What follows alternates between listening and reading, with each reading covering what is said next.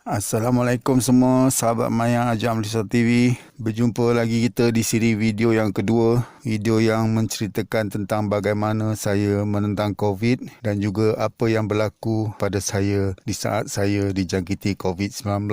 Sehari selepas saya bebas pada kuarantin, saya terus menghubungi kawan saya, sahabat baik saya iaitu Man daripada kumpulan May dan juga Hafiz. Man ni saya memang rapat dengan dia sejak kebelakangan ni sebab dia pun seorang YouTuber yang sedang meningkat naik. Begitu juga Hafiz. Hafiz ni banyak mengajar saya dalam dunia YouTube. Dia juga adalah guru saya. Jadi saya berhubungi mereka berdua, saya maklumkan pada mereka untuk tenangkan hati saya lah. Saya bersembang dengan dia yang saya dah bebas kuarantin. Saya keluar, tapi saya tak dapat nak rakamkan perbualan sebab Man pun dia tak izinkan perbualan ni disiarkan. Jadi kami semua masih biasa bertanya khabar macam tu je lah.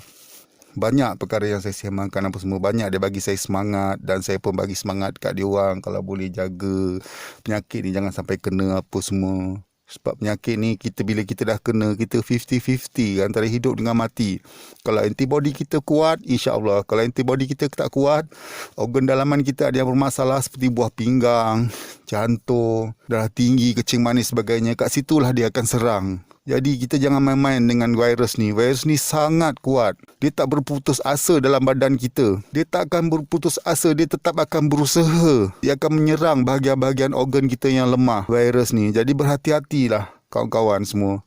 Virus ni memang sangat terkesan pada diri saya. Kesan dia walaupun hari ini dah hari yang ke-14 saya telah bebas pada kuarantin.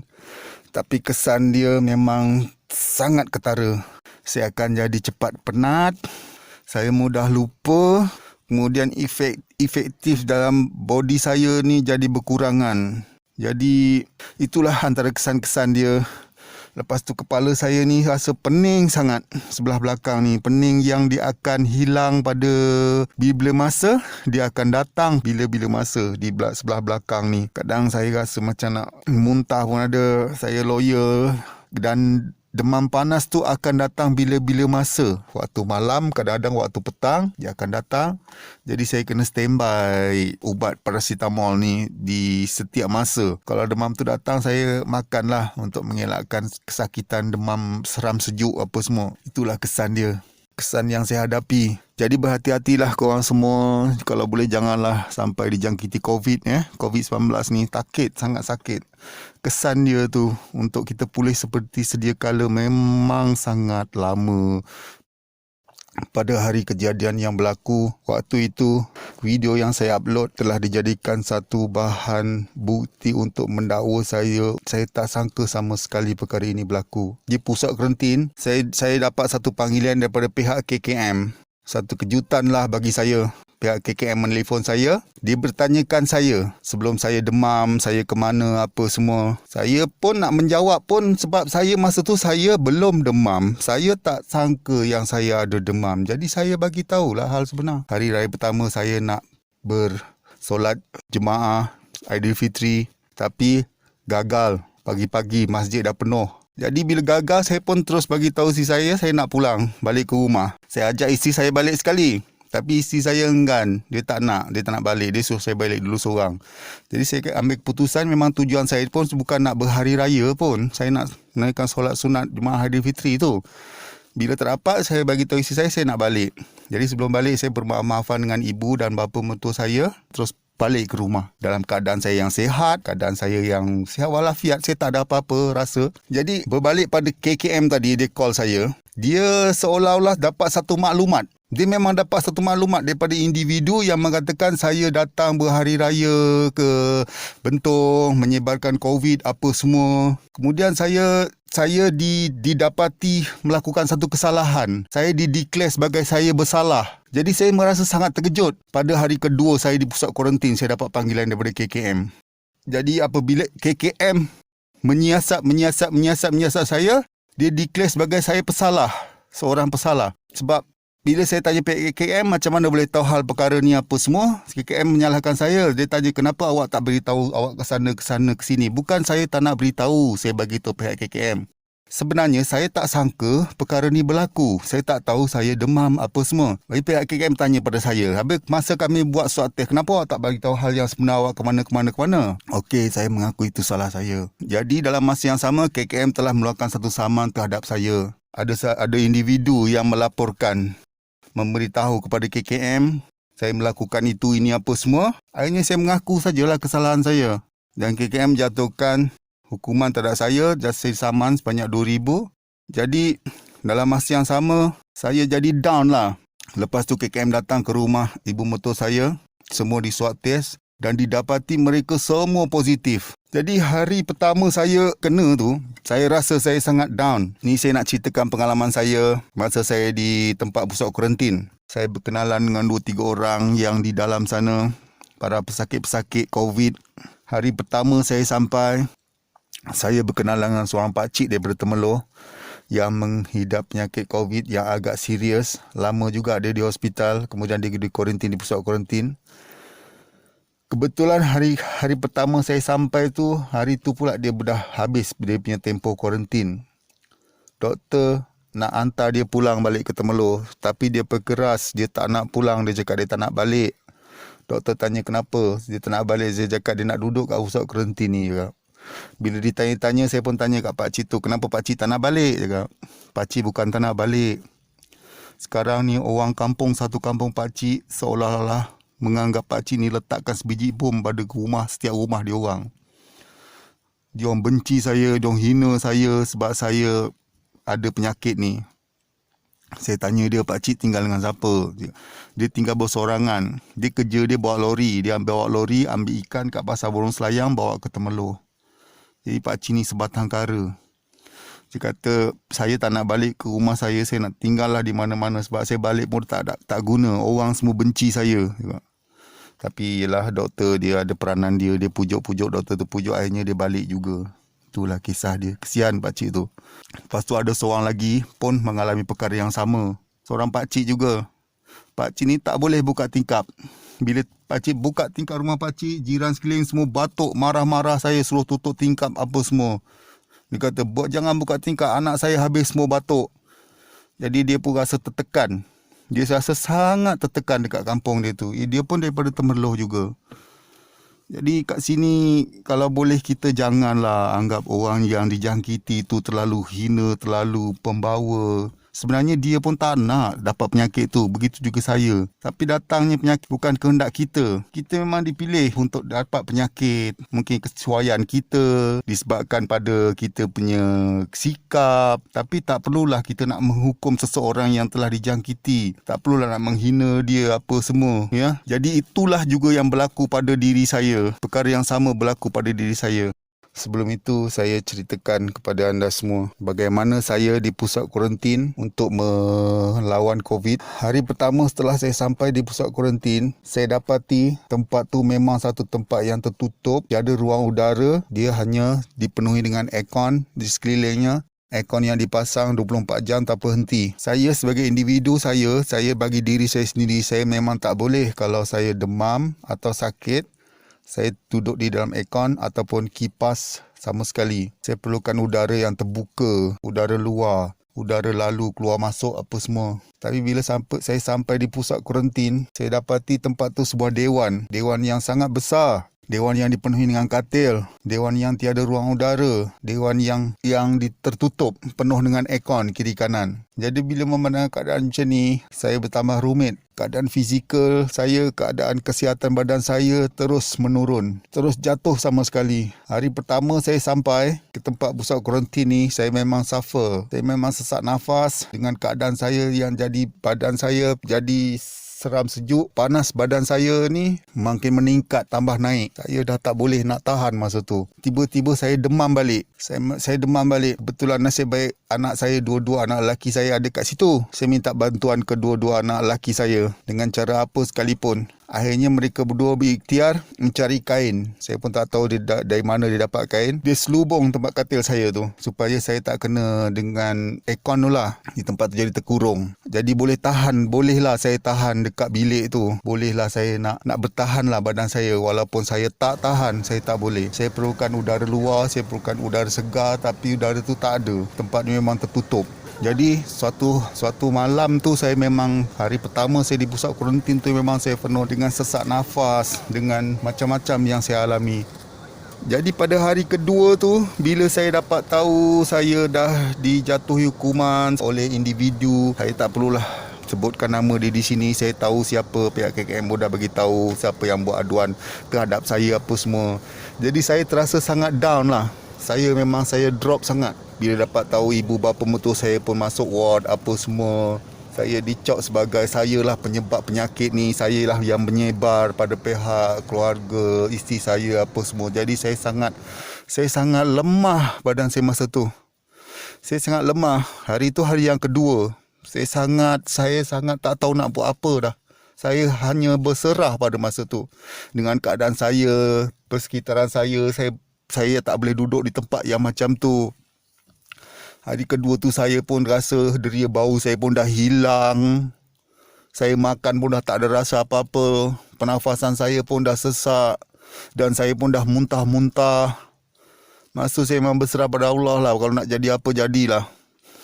Badan saya, suhu saya pun dah tak menentu. Naik turun. Jadi saya memang dah nekat. Kalau nak mati, biar saya mati di tempat kuarantin ni. Saya berpusing kat kawasan pusat kuarantin tu. Seluruh tempat tu saya pusing. Saya nak cari satu kawasan. Kawasan tu saya duduk. Maksud saya untuk saya duduk, untuk saya matilah macam tu. Maksud saya. Jadi saya berpusing kat situ. Saya ada tandas. Kat situ ada satu tandas. Saya ternampak tingkap tandas tu terbuka. Pintu tandas tu terbuka. Jadi dengan tak berfikir panjang, saya tak buat keputusan apa-apa. Saya terus lompat ke situ, saya terus keluar daripada kawasan tu. Ada satu kerusi, saya duduk kat situ. Saya dapat pula udara luar. Sebelum tu saya muntah-muntah di bilik air tu. Saya muntah, deri bau saya dah hilang, saya dah tak ada selera makan apa semua. Jadi saya rasa saya semua berbisik dengan Allah, kalau nak mati biarlah mati, yang jangan selalu sangat tersiksa. Itu yang saya ambil keputusan. Saya melompat keluar, saya duduk atas kerusi, saya duduk seorang-seorang masa tu. Tiba-tiba ada seorang budak nampak saya. Kebetulan pula dia adalah kawan pada anak saya dan kenal saya, ayahnya. Dia pun panggil anak saya. Jadi anak saya pun dengan cepat, dengan segera datang ke tingkap, dia panggil saya. Cakap, ayah buat apa kat situ, cakap. Ayah dah tak larat Mirul, cakap. Orang dah hina ayah, orang kata ayah bawa kuman, virus apa semua. Jadi anak saya ni pujuk lah. Ayah tak boleh macam ni, ayah kena kuat, cakap. Anak saya ni banyak membela keluarga saya. Kes macam ni, dia cuba defend lah saya ni, ayah dan isteri saya sebagai mak dia. Kata ayah dengan mak saya tak bersalah, jangan salahkanlah ibu bapa saya ni. Kalau nak salahkanlah saya, salahkanlah Amirul yang bawa wabak ni. Tapi rayuan dia tu tak diindahkan. Dia tetap dipersalahkan. Dia tetap dijadikan sebagai puncanya penyakit ni. Jadi itu yang tekanan pada saya. Saya dah tak sanggup masa tu. Saya sangat tak sanggup. Saya duduk di luar. Akhirnya anak saya panggil doktor. Dia panggil doktor. Doktor pun pujuk saya. Doktor cakap dengan saya, "Pakcik Ajak ada cucu kan? Ada 2 cucu. Ada Amira, ada Daniel kan?" Dia kata. Ya, bila dia sebut dia saja cucu, saya jadi lemah. Saya memang ada 2 cucu daripada anak perempuan saya. Jadi secara tak langsung doktor tu pujuk saya pun masuk baliklah melalui tingkap tersebut. Sampai dekat tingkap, dia pun tarik saya pelan-pelan, dia masuk ke bilik rawatan di pusat kuarantin. Habis saya satu body semua kena pasang wire. Dia cek saya punya organ-organ semua. Buah pinggang, dada, jantung, hati saya semua lekat penuh dengan wire.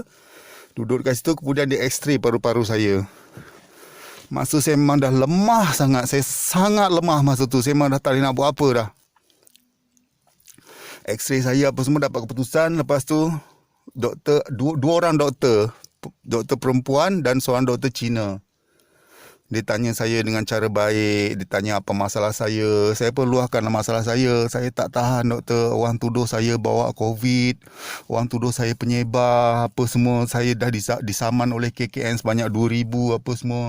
Jadi bila doktor dengar perkara tu, dia pun terkejut lah. Dia giring kepala. Tak apa pakcik. Pakcik jangan susah hati. Pakcik jangan fikir sangat hal tu. Sekarang apa yang pakcik nak? Dia tanya saya doktor tu. Jadi dengan pantas saya menjawab lah. Saya tak boleh duduk tempat macam ni. Saya tak boleh duduk tempat yang terkurung. Dalam aircon macam ni saya tak boleh. Saya tak boleh cakap. Badan saya seram sejuk. Suhu badan saya tak menentu. Doktor sini pun cek badan saya. Memang badan saya tak menentu. Panas. Kadang sejuk, panas, apa semua. Jadi doktor berdua tu berbincang. Ambil keputusan. Dia buka pintu belakang tu. Seluas-luasnya. Dia suruh saya duduk kat tepi pintu tu. Untuk ambil udara luar. Lebih kurang setengah jam saya duduk di tepi pintu tu. Ditiup oleh udara luar. Angin sebelah belakang. Memang angin dia kuat lah. Barulah saya merasai udara luar masa tu. Lebih kurang setengah jam. Dia cek balik badan saya. Dia cek apa semua. Dia dapati jantung saya masih tak stabil. Kata jantung saya masih tak stabil. Jadi saya duduk kat bilik rawat tu sampai malam saya duduk kat situ. Sampailah saya rasa stabil apa semua. Lepas tu doktor tu cakap dengan saya, pakcik kalau nak udara, nak apa, datang sini. Kami boleh bukakan pintu ni luas. Kami letakkan kerusi. Pakcik duduk kat luar ni sementara dapatkan udara luar. Jadi bila doktor tu cakap macam tu, saya rasa lega lah. Saya rasa lapang sikit lah. Saya punya semangat tu ada lah. Datang lah balik semangat saya. Di keesokan harinya pula, saya dapat satu panggilan lagi daripada KKM. Dia kata anak perempuan saya ni sedang dicari. KKM memaklumkan pada saya anak perempuan saya sedang dicari. Anak perempuan saya ni cuba melarikan diri. Anak perempuan saya dengan anak dia 2 orang dan suaminya. Anak perempuan saya mereka satu keluarga. Dia tak tinggal dengan saya. Dia tinggal di kampung tempat ibu mertua saya ni. KKM memaklumkan dia lari pada swab test apa semua dan polis sedang mencari sekarang ni. Dia jadi wanted. Jadi saya dapat satu lagi tamparan yang hebat. Saya jadi terkejut lagi sekali. Saya sangat terkejut. Tak apa saya cakap dengan KKM. Bagi saya masa dalam sebentar saya nak hubungi anak saya. Jadi saya pun terus menghubungi anak saya. Saya tanya anak saya, apa yang berlaku ni? Tak tahu dia kata. Ada orang report kita orang kata bawa COVID apa semua. Sekarang korang macam mana dia cakap? Kita orang okey je katakan. Tapi sekarang ni dia orang ni dah jadi wanted. Dia dah dicari. Anak saya telah dihalau daripada situ. Daripada kawasan kampung tu. Anak saya menelpon saya. Dia kata dah kena halau. Orang-orang situ tak nak dia tinggal di situ. Jadi saya cakap dengan anak saya. Balik rumah ayah. Rumah ayah pun tak ada orang sekarang ni. Kita orang semua kena kuarantin. Jadi anak saya pun pulang ke rumah. Saya terfikir. Kenapa sampai ke tahap macam ni? Jadi saya mengarahkan anak saya. Saya cakap dengan anak saya. Pergi swab test. Keesokan hari tu anak saya pergi swab test. Dia terus dibawa oleh pihak KKM ke pusat kuarantin di Institut Aminuddin Baki, Genting Highland. Sekeluarga di kuarantin. Jadi dalam masa dia di kuarantin tu, saya ditelefon dihubungi oleh jiran saya. Ada polis datang rumah saya mencari anak perempuan saya. Dia dah jadi sampai tahap macam tu. Polis datang cari. Jadi saya dengan segera, saya secepat mungkin saya terus hubungi KKM, terus menghubungi Balai Polis Bentong. Saya call Balai Polis Bentong, Balai Polis Bentong cakap memang anak saya dah wanted. KKM buat laporan yang saya katakan anak saya lari daripada swab test apa semua. Saya pun tak tahu macam mana perkara ni boleh terjadi. Saya pun tak tahu berita ni macam mana boleh terjadi daripada siapa apa semua. Tapi saya sangat kecewa dengan perkara yang berlaku ni. Akhirnya saya memaklumkan pada pihak polis. Saya cakap anak saya hari ni menjalani swab test di KKM dan KKM telah bawa mereka ke Institut Aminuddin Baki di Genting Highland untuk menjalani kuarantin. Apabila saya dah memaklumkan pihak polis hal tersebut, selesailah urusan saya dengan pihak polis. Sebab perkara yang berlaku lah, anak saya ni dilaporkan lari daripada swab test, cuba lari. Sedangkan anak saya tak ke mana-mana pun di kampung tu. Dia hanya duduk di rumah tu. Pada hari tu juga anak saya memaklumkan saya dia kena halau daripada kampung tu. Jadi saya rasa sangat kesal, saya rasa sangat kecewa, saya rasa sangat terkilan. Saya orang pertama yang dikesan. Disebabkan perkara itu maka saya lah yang dituduh Saya lah yang punca segala-galanya pembawa virus di kampung tu. Sebenarnya virus ni kita tak tahu datang pada mana. Sakit ni kita tak tahu datang pada mana. Bila kita tahu seseorang dijangkiti, tak perlulah kita nak hukum dia sebagai sebab apa semua. Tak perlulah buat macam tu. Kita tak tahu sakit ni datang pada siapa. Jadi itulah saya berharap pada semua berhati-hati, jaga SOP, ikut patuh arahan apa yang ditetapkan supaya korang semua tak dijangkiti. Teruk kalau dah dijangkiti, sangat teruk. Jangan sampai dijangkiti. Kita boleh mengelakkan, saya percaya korang semua boleh elakkan. Jadi di kesempatan ini saya mengucapkan ribuan terima kasih kepada kawan-kawan yang tak menghentikan mendoakan saya. Jadi dengan itu saya mengucapkan jutaan terima kasih. Ada juga seorang brother daripada bekas pengacara TV3, brother Aidit Marcelo. Dia memberikan sumbangan kepada saya satu produk Batu Sauda. Terima kasih brother Aidit. Saya sangat terharu atas keprihatinan anda. Saya pun dengan Aidit ni pun tak saling mengenali. Tapi atas keprihatinannya, dia telah menyumbangkan satu produk untuk saya gunakan. InsyaAllah saya akan gunakan dengan sebaik-baiknya. Terima kasih Brother Aidit. Semoga kita akan dipertemukan di suatu masa nanti. Kalau nak berkongsi pengalaman saya, boleh saya sharekan kepada semua. Untuk kebaikan semua. Memberi penjelasan untuk menerapkan pengetahuan mengenai tentang bahayanya virus COVID ni kepada semua. Ya. Okey, terima kasih Brother Aidit Marcelo dan juga rakan-rakan yang lain yang sentiasa tak putus mendoakan saya, rakan sekolah saya, rakan sekerja lama, rakan-rakan artis dan seluruh yang mengenali saya dan seluruh yang WhatsApp saya mendoakan akan kesembuhan saya. Saya minta maaf banyak-banyak, saya tak dapat nak reply korang punya WhatsApp, korang punya inbox apa semua sebab dalam keadaan saya yang macam ni. Saya sekarang ni pun masih lagi dalam keadaan yang suffer sebenarnya. Demam saya ni akan datang bila-bila masa. Batuk saya ni akan datang bila-bila masa. Pening kepala saya ni akan datang bila-bila masa. Saya masih belum sihat sepenuhnya. Jadi korang semua berhati-hati ya. Okey, Assalamualaikum dan selamat sejahtera kepada semua.